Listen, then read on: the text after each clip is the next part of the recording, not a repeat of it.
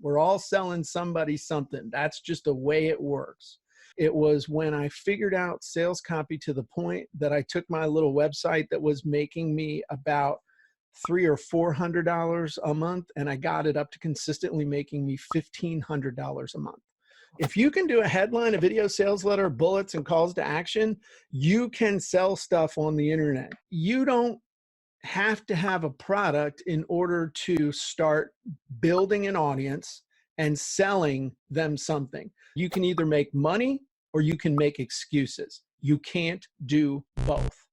It's like taking your wallet, taking all the money in your wallet and literally just setting fire to it right there. Hi, Jim. Great to have you here on the summit. And I was really looking forward to interviewing, and I'm still looking forward to interview you.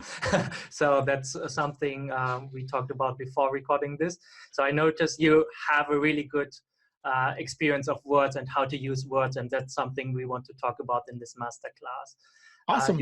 You actually wrote your first ebook and published your first ebook in 1997. Some people might not even remember when that was. So were you even born then, Martin? I was born in 1984. Okay. I think I could already speak English back then, but I might not have understand everything. So there you go. How did you get into sales copy, and when did you find your passion for sales copy? I figured out that I need to get good at putting words on a screen when I realized that sales copy was a one-way street for me. In other words, other people's sales copy was causing my money to go out through the internet. And I figured, wow, these people are really good at putting words on screen, and I need to get really good at putting words on the screen. So it was 2001 when I decided I'd been selling and struggling to sell online for about 4 years. And then it just hit me one day. I need to get good at this, and I need to make it a priority to get good at this. So that was, I remember the time of year. I remember where I was sitting. I don't remember the exact date, but I just realized, you know what? This is going to spell the difference between me sitting in this trailer for the rest of my life or me actually getting out and making something of myself. I had been in sales since 1989 to various degrees of success. I had done really, really well, and I had done really, really badly. The problem is, in the world of belly-to-belly sales, it takes a lot longer to test your messages. It takes a lot longer to get in front of a lot of people to be able to test your messages. So when it hits, it's great. And when it doesn't hit, you go bankrupt. It reminds me of, I played poker in the past, and it was really hard to get a lot of hands played and see the statistics play out. But when online poker got around, you were able to play multiple tables at the same time and get really a lot of experience, really fast. Exactly. So, and when did you start to create a software, and how does it tie together? The first piece of software I created was way back in 2003. That was actually it was called Affiliate Link Cloaker, and it was a way to mask affiliate links through ClickBank because people were hijacking affiliate commissions. And so I saw a need, and I saw a mechanical way of doing it that was a real pain in the neck. So I said, okay, I got this method. This has got to be able to be turned into a piece of software. And so I went on a site called Elance, and I hired a guy actually in Siberia to make this piece of software for me. And true story, absolutely true story. That guy that I hired in 2003, who lived in Siberia, has been my programmer ever since. He's my senior programmer now, and I helped him actually get out of Siberia, and he lives in Texas now and became a US citizen last month. And that was, how many people can say that they still have a relationship with the first person that ever made a piece of software for them that they met through Elance? So that was the first time I ever made software, and I realized that I was never going to be a programmer. My wife said, hey, you need to go learn programming. I said, no, I don't. There's tons of smarter people than me that know how to make software. What I need to do is figure out what it looks like on the front end and what I want it to poop out on the back end, and I'll let somebody else figure out how to have it make a baby. That sounds awesome. Actually, my development software, I developed the software as well, and also from one guy in Russia. They really know their stuff, and so you do not have to know everything if you know where to find the right people. Absolutely. What was your biggest success like before you started like FunnelScripts, which made you now, congratulations for crossing the $10 million mark in Thank you. sales. What was your biggest success before that?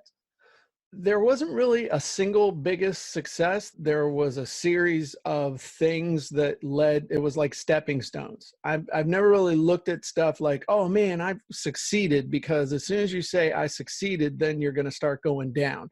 It's a series of stepping stones leading one thing to the next, to the next.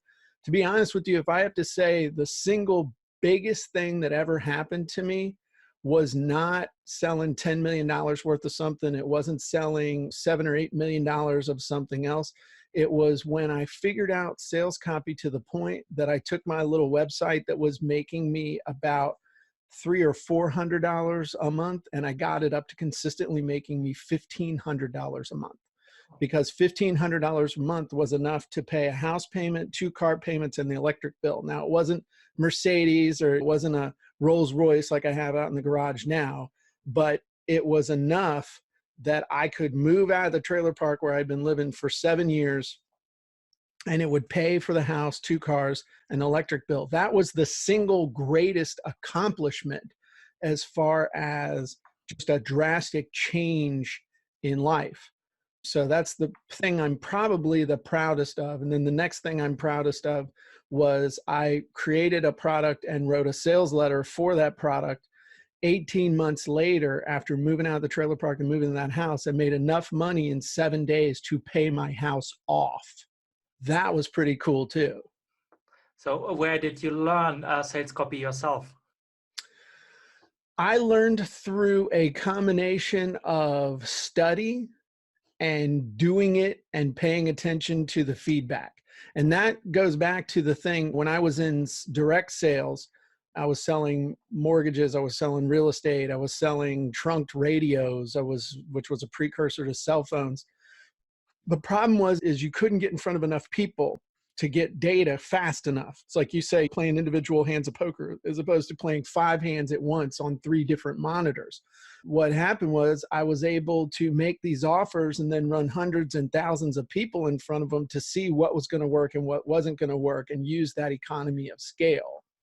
So it's a constant learning by doing, putting it out there, getting feedback, tweaking, seeing what's working. So now I still am learning about sales copy. I'm still learning about, especially online, as people's attention spans change, as people change online, sales copy has changed. It's getting shorter. It's getting more emotional. It's getting less logical and analytical. And it's getting more knee-jerk reaction. Not to the extent that all that other stuff's going out the window, but it's a lot more selling to the news feed mentality than it is the mentality 20 years ago, where people used to send off for 20-page special reports. I mean, I don't know if you remember that. Remember when you'd send off in the mail for a special report and they'd send you a 20-page sales letter in the mail and you'd actually read the whole thing? Yeah. So we're getting away from that, though that still works with some audiences. It works in a different part of the funnel. My grandpa is still getting all long form sales letters for, I don't know, you've won $1 million, but just send us a check for $100 or euros here in Germany. Yeah. So that's a scam. That's not a free report. So for somebody who wants to get good at sales copy, like you developed scripts, and when was the first time that like software can actually help people to write good sales copy or great sales copy? I started playing around with the engine that became FunnelScripts back, actually, believe it or not, in 2007, about 12 years ago.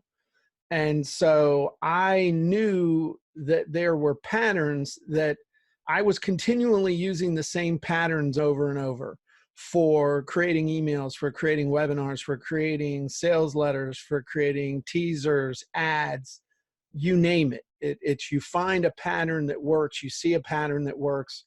And I was looking for a way to be able to just internally be able to churn out the stuff that I needed quicker instead of having to rewrite everything every time. And that was really 12, 13, 14, however many years ago that was. That's really when I realized that I kept manually using the same templates over and over. Let's see if I can automate this to a degree. And we've come however many years into the future, and I'm on like the 10th generation of that software, and we can do stuff now where literally it will write for you. You can fill out some stuff and it will write stuff for you, rewrite stuff for you. Every time you hit the button, it reads differently. It's a whole different ball game. And we're getting ready to throw in a bunch of other features here over the course of the next 3 to 6 months that are just going to take it to the next level as well. So that's when I figured it out, when I needed it for myself to be able to use it first. Okay, that makes total sense. Same with my software. I needed the software for myself, and then I developed it. For somebody who's just new to online marketing and discovered all of this, what's the best way, or what do you recommend? If somebody wants to write good sales copy or great sales copy, where should he get started? Okay, in traditional wisdom, people will tell you that you should go study great sales letters. I've even heard it said that you should write it in your own hand. I don't know if it was Gary Halbert that said that, but Gary Halbert's also the guy that said, basically, if you want great sales copy, you better learn how to write it yourself, because you can't hire people to write it for you because they're too busy making the bug bucks themselves. And if you can hire them, be prepared to pay an arm and a leg for it, and be prepared to get in line. There are a lot of different things that you can do. I used to read it all the time and try and get into the mindset of it. That's an okay way of doing it. But the biggest thing I would tell you to do is to get good at certain things in a certain order.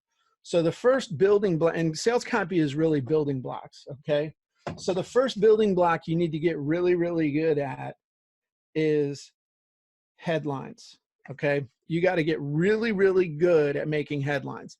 And headlines are whatever the first words that somebody sees on a page. They're the first words they see at the top of your post, first words that come out of your mouth when you're doing a video sales letter. It's the first thought. And some people might also call this the hook, because a hook can be a headline. Okay, headline can be a hook, can be a headline. A hook doesn't have to be a headline. A hook can be a headline, a question, a picture, anything to stop the right people. Start practicing and paying attention to headlines that make you stop and spend money and read. Again, looking at the news feed mentality of everything's going by really fast. What makes you stop? Okay. First thing you need to do is get really good at headlines. You can have totally crappy sales copy, but if you have an amazing headline, you'll make sales. If you pretty much are just throwing up on yourself and can get a basic offer on a page with an amazing headline, you'll make sales. As opposed to if you've got amazing sales copy and a crappy headline, you won't make any sales, because nobody's going to stop and pay attention to what you're doing. The second thing you need to get really good at are bullets. And bullets are just that, bullets. It's bullet points. And typically in print, they're called bullets because there's a little dot right next to them, a bullet point. And what bullets do is they build curiosity and they build pressure for someone to want to know more. And the way to learn how to write great bullets is go look at products that are selling and read the bullets that they have in their sales copy. Great place to look is anything you've spent money on in the last 6 months. If you read a sales letter and you spent money, go back and look at the bullets. Look at how they used bullets to build curiosity about what the product did, what the product was, what it contained, how it helped you, and see how it built curiosity without actually telling you what it did. Those are the first two things, headlines and bullets, which, by the way, if you can get good at creating a video sales letter, you slam a video sales letter in between there and you get a good headline, you get a good video sales letter in there, you get some bullets in there. And then the last thing is you get really good at calls to action, getting people to take action. And by the way, there's only 5 actions you can get somebody to take online. It's to click a link, to buy something, to fill out a form, to call you on the phone. And I think there's one other one. I can't remember what it is because it doesn't matter. What matters is they're either going to click, they're going to buy, they're going to fill out a form, or they're going to call you on the phone. I think those are the 4 actions you can take. There's a 5th, but apply. Okay. And that really goes with fill out a form, but everybody wants to think that their high dollar application funnel is special. Apply. But that's the thing. If you can do a headline, a video sales letter, bullets, and calls to action, you can sell stuff on the internet. You don't have to learn all the other stuff. Is there a bunch of other stuff you should learn? Yes. But if you can get really good at this, then you can actually make some money. And I just want you to know, Martin, this is an amazing presentation right here. Somebody would try and replicate this with a PowerPoint or with graphics. Hey, here are some kids' blocks. And there you go. It's definitely attention grabbing, and it gets the point across. And so it's not going to take you years to figure out how to do this. You got to study copy that works. The best copy to study that works is copy that's gotten you to spend money. And there's some books you should read, Scientific Advertising. There's another book that I really called Seducing Strangers that is just an amazing book that you never really hear anybody talking about. I'm the only one I've ever heard mention it, but it's a really good book. One that I learned from Andy Jenkins and Mike Phil-Sames is this one, More Words Than Sell. If you've had that, I think. Exactly. These are the ones, like once I've done something in FunnelScripts, like I have this one as well. So I prepared for this interview. These are good for figuring out words, but you also you have to know structure. Yeah. So you got to have the structure to plug those words into. And that's really what FunnelScripts is for. FunnelScripts has the structure that you plug your niche, your words, your customers into. And then you don't have to learn the structure. You just have to focus on learning the most important things, which are the words your customers use, their desires, their fears, the payoffs that they want, and that kind of thing. And then you plug that into FunnelScripts and it spits it out with the right structure. It puts the building blocks in the right spot. Yeah. How do you keep track of the building blocks and like of your copy and exactly like how do you keep track of all of this? I don't know. It's in my head. I guess you could use a spreadsheet, but I learn when I think about my target audiences, and pretty much my target audiences are entrepreneurs, funnel hackers, that's one, and authors on one side. And then on the other side is real estate, the for sale by owner market, people looking to buy a house, people looking to get their first mortgage. That's my other life that I have, and I sell products in, but I know those markets really well, partially because I'm in all of those markets. That's the great thing about going after markets that you're a part of. It's easy just to ask yourself the question, what's my biggest fear here? Or what's my biggest desire? What's my time frame? What would make me happy in this situation? Okay, so for somebody who's just getting started, who should properly buy FunnelScripts and what kind of advantages has it compared to somebody who's probably not the right customer because maybe he does not even have a product or something to sell? Okay, so if you have a product or a book or a software or a coaching or a membership site or anything that solves a problem or satisfies a desire for a specific group of people, then FunnelScripts will help you. It is not just for electronic products. We have people using it for memberships, for physical products, for e-commerce products, for affiliate offers. And that's the thing that you say, who is it not for? It's for somebody who's selling a product that doesn't satisfy a desire or doesn't solve a problem. But if you're selling a product that doesn't satisfy a desire or solve a problem, you're pretty much screwed and you're not going to sell to anybody. So the other thing is, you mentioned, for someone who doesn't have a product, you don't have to have a product in order to start building an audience and selling them something. There are a lot of people who make a lot of money selling other people's products as an affiliate, and they build up lists and they run ads and they do all the stuff that marketers do. The only thing they don't have is their own product, but they also don't have the customer service problems of somebody servicing an actual product. But FunnelScripts definitely works whether you're selling your own product or selling as an affiliate. It'll help you do everything from creating entire webinars, masterclasses, emails, ads, entire sales letters, perfect webinars, surveys, you name it, and it will help you create it. I think we're closing in on 70 total scripts and wizards inside of it. I've got a bunch that I haven't even released yet. Well, let's say I'm a CEO of a company. I want to get good at sales copy. At which point does it make sense to hire a professional copywriter, or should you, even as a CEO, write the copy yourself? Okay, so as the CEO, again, it depends on what your role is as a CEO. I'm the CEO of my company, and I have 4 full-time employees, but I'm still the one who writes the copy and figures out the offers and all that stuff.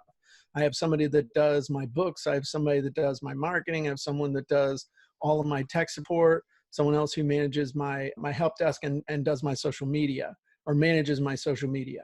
So it depends on what kind of a CEO you are. Here's the thing though. If you're going to hire somebody to write copy, here's the reality of hiring somebody to write copy. When you hire them, they probably don't know that much about your market. And even if they do, then you got to be careful that you're not just getting rehashed sales letters that they've written 100 times before.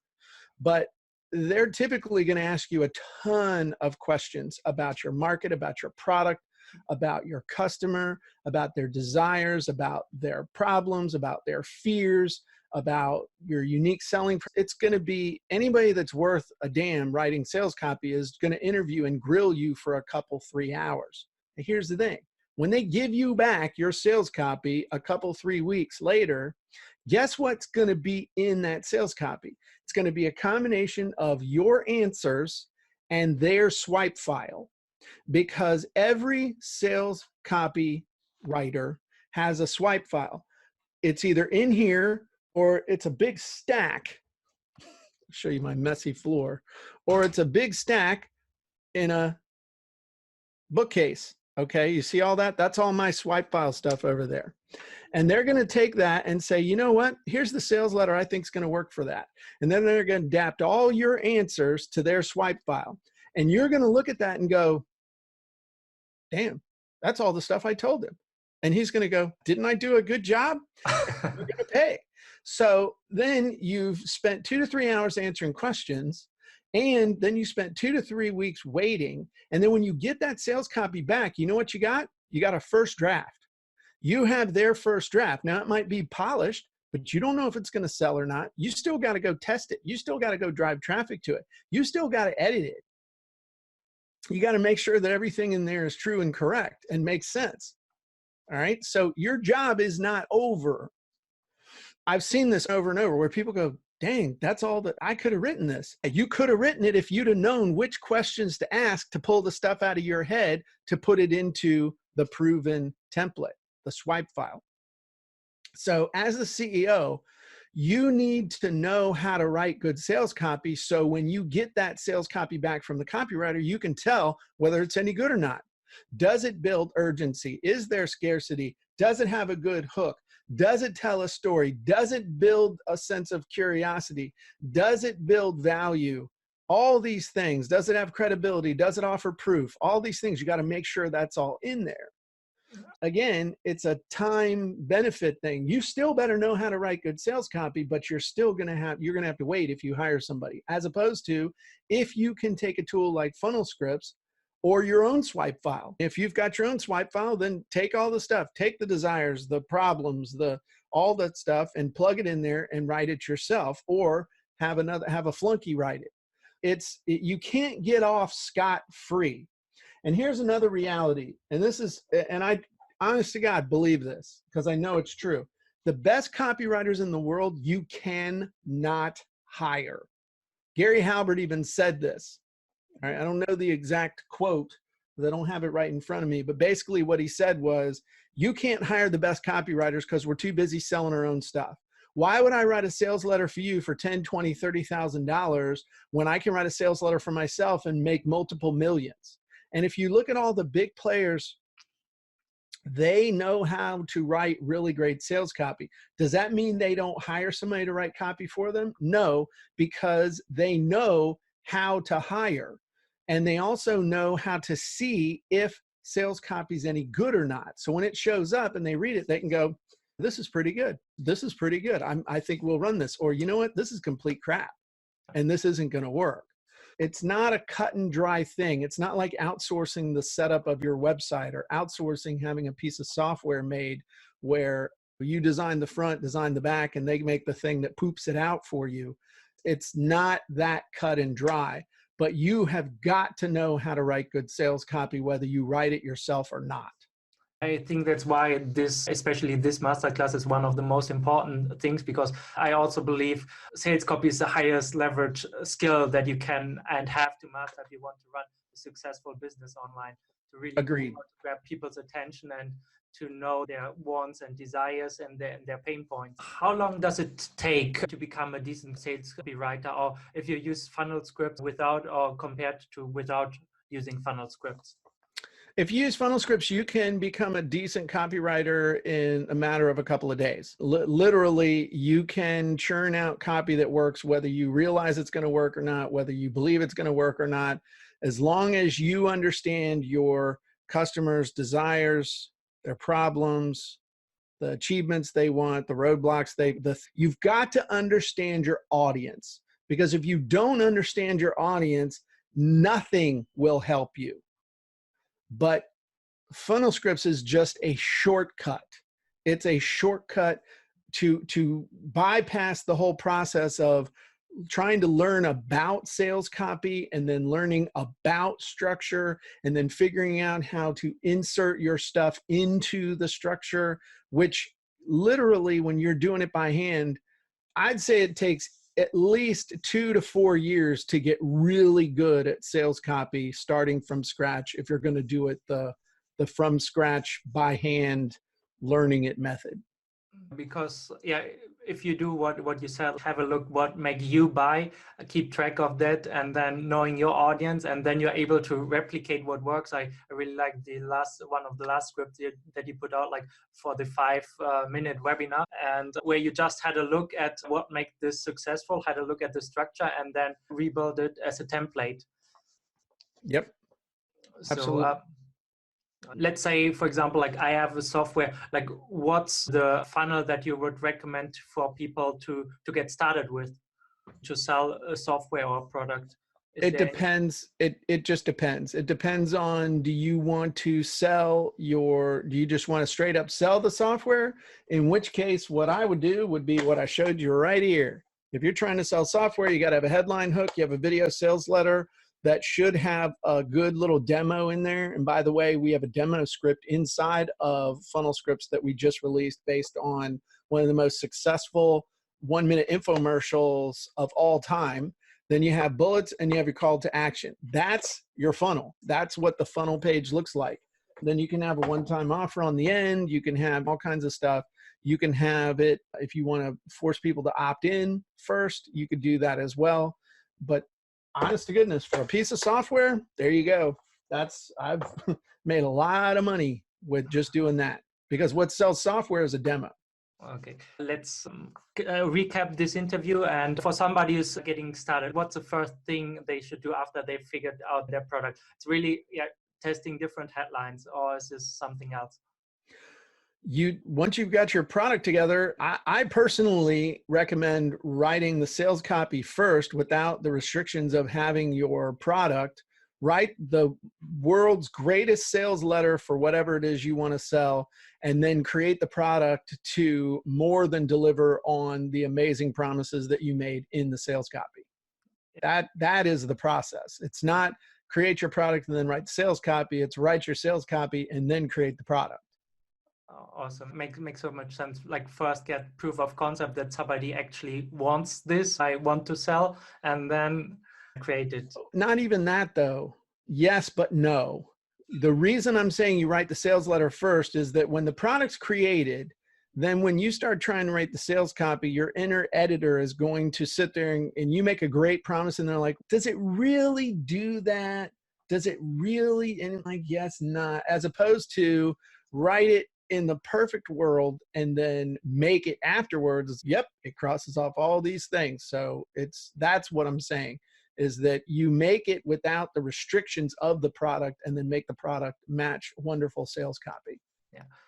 Okay, one of the things that I really like about your blog posts and the stuff you post in your Facebook group is the life lessons that you share. And I think one of the most important ones is 2 is 1, 1 is none. Can you maybe explain that?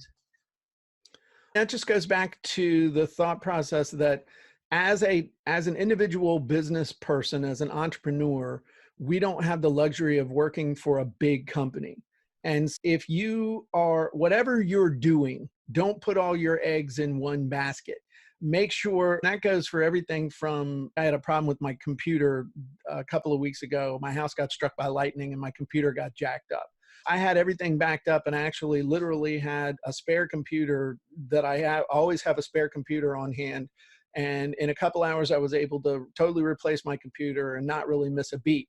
And it kept a major disaster. It kept what could have been a major disaster from being anything more than just a minor inconvenience. And I was ready for a faster computer anyway. So it actually ended up being a blessing in disguise. So that can apply to your hardware, your backup, could apply to your business. A lot of people say, don't put all your eggs in one basket. Other people say, do put all your eggs in one basket and just watch the basket. You might only have one funnel. You might only have one sales letter, but don't put all your eggs in one basket as far as traffic. Make sure that you have more than one source of traffic. So if Facebook ever shuts down on you, or Google AdWords ever shuts down on you, or email ever, for whatever reason, doesn't work, everything doesn't grind to a halt. And I was actually taught that principle by a Green Beret in a shooting class I was in. And it was a situation where one of the guys in the class, his pistol broke, and the Green Beret looked at him and said, okay, go get your backup. And he said, backup? He said, you didn't come to this class without a backup pistol, did you? And the guy's, and so I actually had brought 2 backups. So I lent him one of mine and we kept going. But that's when it really came home to me. By accident, I had brought those guns because I didn't know which one I was going to shoot. But then I realized that lesson was always have a backup for whatever's going on in your life, except for wives. Wives don't like it when you have a backup. So you're not allowed to have a backup. But anything else, have a backup. And it's so easy to think about what's the worst thing that could go wrong. And oftentimes it just takes, I recently got a Google Drive or G Suite just to back up all my stuff in the cloud. And it's not that expensive compared to what would happen if I lost all my files and like this. And if you don't do, that's the same thing as what you just said, having multiple redundant backups. I have redundant backup here on site. I have off-site redundant backup. I have a SD card that I can pull out in case something was going really wrong. I can grab that SD card and take all my stuff. It's the same thing if you don't do that. It's like taking your wallet, taking all the money in your wallet and literally just setting fire to it right there. And it's just not a smart thing to do. Always think in terms of 2 is 1 and 1 is none. Okay, so the last thing I want to talk about with you is life lessons that regret is a real enemy. And I think you shared the stories on your blog about when you step away from business and take care about your family. And this is something I think a lot of people miss, a lot of successful entrepreneurs miss, that it's not all about making money and making sales and building the best company in the world, but that family is really important, or other things. I think that as we get older, and I have this right here, I have on a little Post-it, I've had it there for years. Regret is the real enemy. It's the only thing, as I look back over a half a century of my life, the only things that I feel bad about is regret, usually of things done or undone, or things not done. All right. I can't tell you how much money I made by year. I can't tell you how many subscribers I had 10 years ago, but I can tell you whether I went to my grandson's soccer game, or whether I was there for my son-in-law's award ceremony, or whether I hung out with my wife when she really needed me to hang out with her, or whether I was able to take care of my dad during his cancer operation. And those are the things that you look back on and you either did them or you didn't do them. Now, that doesn't mean that you don't work on your business. What it means is that you work your business. You don't let your business work you. So if it means that you got to get your tail up at 4 o'clock in the morning and work from 4 to noon or 4 to 3 so that you can then be available for your kids after that, then that's what you do. That means you go to bed at 8 o'clock at night, you get up at 4 o'clock in the morning and you make it happen, and you don't make any excuses. Because that's what most people do, is they make excuses. And I had somebody tell me, one of my first sales coaches, he actually told me 2 things that I'll never forget. Number 1, he said, you can either make money or you can make excuses. You can't do both. The other thing he told me was that to be early is to be on time is to be late, and to be late is unacceptable. You have to be responsible for your use of the time that you use. I know that sounds convoluted, but you're responsible for your calendar. You don't let the calendar dictate you, you dictate the calendar. And if you know you need to get 10 to 12 hours worth of work done every single day, and you need to take care of your spouse, and you need to take care of your kids, then you make sure that gets done. You don't make excuses about that either, because you are the master of your time. And that is, you can either be someone who makes excuses or you're someone who makes money. You are in control. And no matter what happens externally, you are in control. And you either believe that or you don't believe that. But if you don't believe that you're in control, what's the opposite of that? It's that you're a victim, that you are subject to the whims of the world, and you are just like a little boat adrift on the sea. And I prefer to see myself as the person who controls circumstances, who controls my reaction to circumstances outside my control, and am always moving forward in the direction that I choose to move forward. I might get blown off course, but I still know where I want to end up. And it's a pain in the neck sometimes. I bite off more than I can chew. Like right now, I've got 3 projects that I'm working on that are actually 4 projects I'm working on that are driving me absolutely insane. And what I have to do is just sit down and just bust it out. But that means literally this morning, I was up at 3:30. I was at my computer by 4 o'clock, and I was just getting it done. And by the way, during that time, I also find time to work out 90 minutes a day for 6 days a week. In between all that, I am still in better shape than most 25-year-olds because I choose to do all these things. It's a choice. It really comes down to a choice. And I remember I used to be one of those people that was late all the time. I was always late. I was poor. I was like real poor. And yet I was late for everything. And one day I said, you know what? I'm never going to be late again. I'll be on time or I will be early, but I'm not going to be late anymore. And the being late was a symptom of just disorganization, lack of belief in myself, lack of energy, lack of momentum. I'm not sure that was the answer you were looking for, but I do think a lot about all this. And the number one most important thing in your life should be your family. Yeah, I believe that. I totally agree. And it comes down, what are your plans in life? And that's the thing that I learned from all the interviews, is you have to make that up for yourself. And that was, I wrote this in a post on Quora where I got 1 million views. It was like, what are 3 practices to stay young? And basically, I do not even remember the first 2 that I wrote, but the third one, you have to decide for yourself. And there's so many rules already, and you have to just make up your own rules. And this is something that I want to accomplish with this summit, to give people like a real understanding what's happening in the marketplace, what options are available, and which are the ones that fit your situation. And then you decide one method, and then you just have to stick to it, apply it, make it better, and try not to switch your method every 3 days or every 3 weeks, or not even every three years probably. And that's a mistake a lot of people make, is that they switch from one thing to the next. You got to stick with what's going to work long enough for it to actually work. Okay. Thank you so much. Do you have any final words that you want to let our audience know? I would say the biggest thing I would tell you to do is that no matter what you sell, we're all selling something. You're either selling a product, a service, e-commerce, membership site, software, consulting, an idea. Everybody's selling something. And if you say, oh, I don't sell, Jim, that's not me, I don't sell, then you're poor.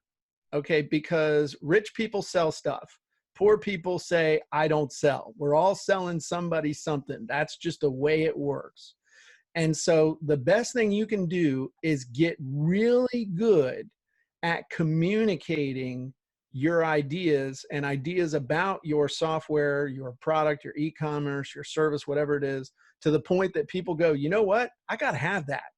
That is the best thing you can do, is to get really good at selling whatever it is you sell, because then it makes everything else easier and a lot more fun.